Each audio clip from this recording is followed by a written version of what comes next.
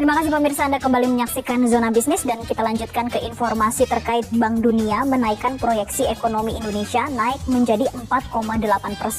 Bank Dunia dalam laporan East Asia and Pacific Economic Update edisi Oktober 2025 memperkirakan ekonomi Indonesia tumbuh sekitar 4,8% pada tahun 2025.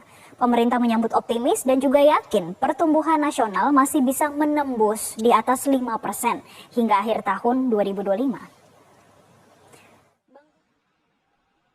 Bank Dunia menilai fundamental ekonomi Indonesia masih kuat meski tertekan kondisi global yang belum stabil. Konsumsi domestik dan investasi menjadi penopang utama pertumbuhan. Namun Bank Dunia mengingatkan pentingnya pengendalian inflasi serta reformasi struktural untuk meningkatkan produktivitas.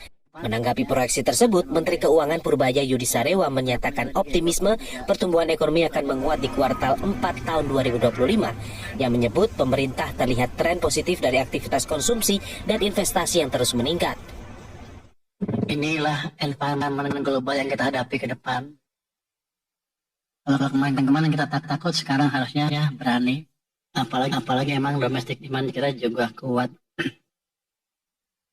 Jadi satu, ketidakpastian global walaupun masih ada sudah jauh berkurang dibanding sebelum-sebelumnya.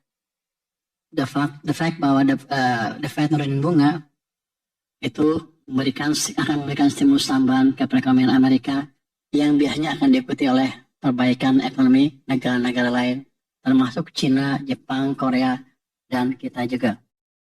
Bank Dunia merevisi proyeksi ekonomi Indonesia naik menjadi 4,8% dalam laporan East Asia and Pacific Economic Update edisi Oktober 2025. Memperkirakan ekonomi Indonesia tumbuh sekitar 4,8% pada Oktober 2025 hingga sepanjang tahun 2026.